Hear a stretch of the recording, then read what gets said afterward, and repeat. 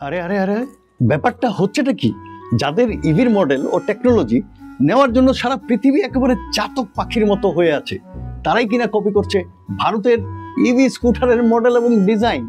আসলে চীনের একটি কোম্পানি এমন একটি স্কুটার তৈরি করেছে এবং বিক্রিও করতে শুরু করেছে যা দেখতে হুবহু ভারতের ওলার মতো।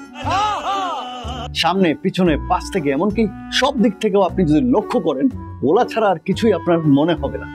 অবশ্য আপনি লোগোটা যদি না দেখেন, আরেকটু ভালো করে নিচের দিকে লক্ষ্য করলে একটা তফাৎ আপনার চোখে অবশ্যই পড়বে।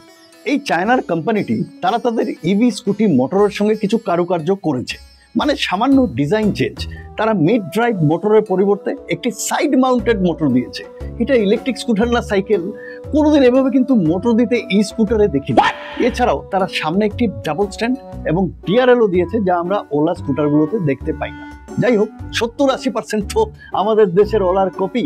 এতদিন তো আমরা চাইনিজদের কপি করছিলাম, এখন একটি চাইনিজ কোম্পানি আমাদের কপি করছে। আমার কিন্তু বেশ গর্ব হচ্ছে ব্যাপারটা নিয়ে। আপনাদেরও যদি ব্যাপারটা নিয়ে গর্ব হয়ে থাকে, আমাকে অবশ্যই কমেন্ট বক্সে কমেন্ট করে জানাবেন। আর হাই স্ট্রিট বেঙ্গল সাবস্ক্রাইব করে লাইক শেয়ারও করে দেবেন। আজ আসি তাহলে, খুব ভালো থাকবেন, নমস্কার।